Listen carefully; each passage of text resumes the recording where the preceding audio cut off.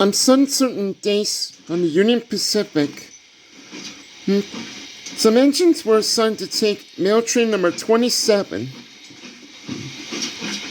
It was a fast express service delivering postal and letters, as well as a few passengers between Chicago and the Midwest and the Pacific coast. The mail is loaded into boxcars and baggage cars, all mixed up with a few coaches. And the engines pull the trains to and from the east, delivering their important loads. Engines from the Southern Pacific Railroad continue the westward journey into the San Francisco Bay Area or up to the Pacific Northwest, while engines from the Chicago and Northwestern Railroad will continue the journey eastward.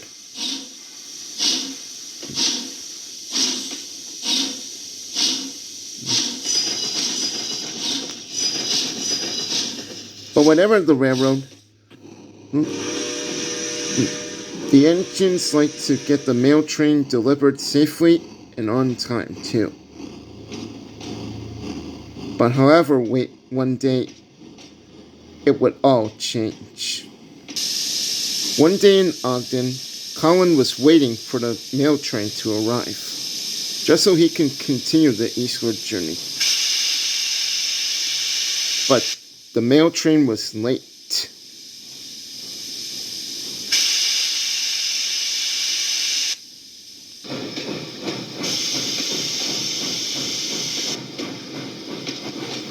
At last, daylight arrived.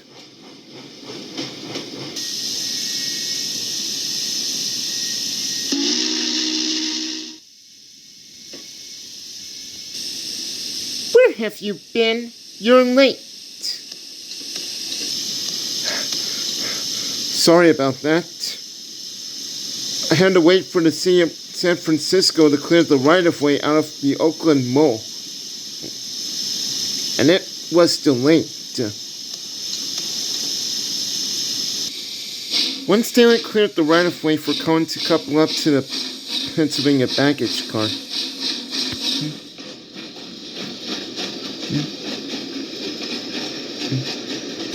Collin had decided it was best to make up for lost time. It's lucky for you I'm a guaranteed connection.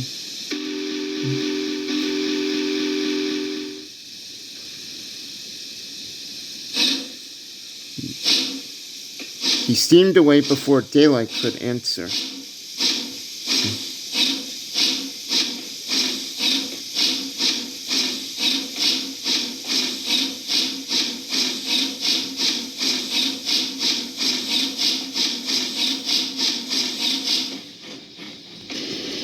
Daylight was too tired to explain. Steam brain, he muttered. Collin puffed along the line as fast as his wheels could carry him.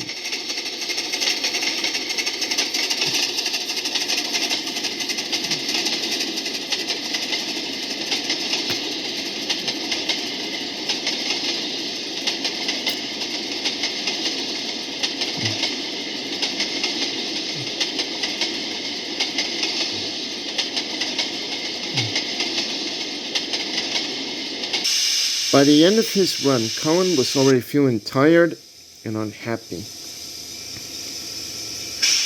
He was hoping for a bit of peace and quiet, but not for long. Oh, great. Here comes a diesel engine now. Good morning. Word, Zach. I always said steamers were out of date, but you're so slow at the mail. You should get everyone their stamps back. And how is that supposed to happen? Fumed Collin. Well, that's for you to know and find out. chuckled Zack. He flounced away with his freight train.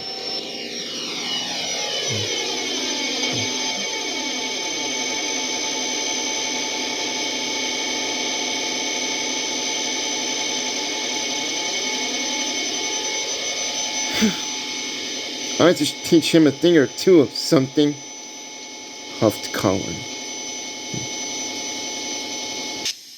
When nightfall came, Collin told Cody all about it. Just ignore him, said Cody. I'm sure the mail train will not be discontinued. Now if you excuse me, I've got a job to do.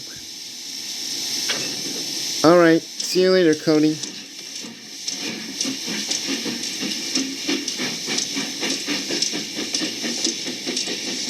After Cody had left, Collin went straight to sleep.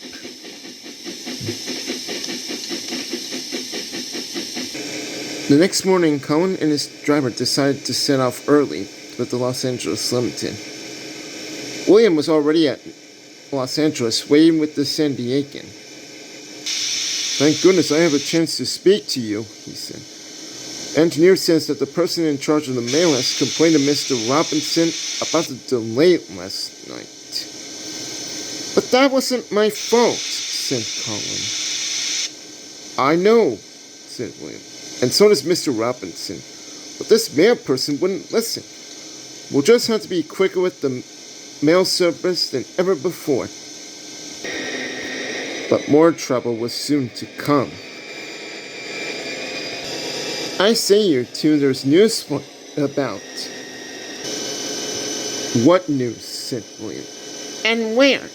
Added Collin. All over the place. They're going to scrap the mail train service and use roads to deliver the parcels. Roadways work better, you know. Soon you will all go bankrupt and will be scrapped for good. Rubbish, huffed Collin. And he steamed away.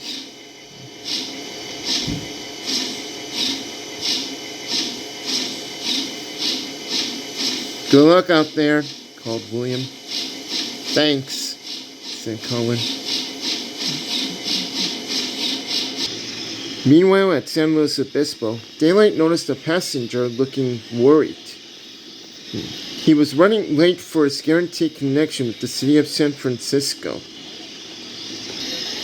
We can give you a lift there, said his engineer, but it'll be a smooth sailing journey over the Cuesta Mountains.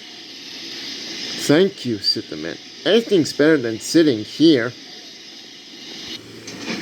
I'll soon be in the Bay Area in no time, said Daylight.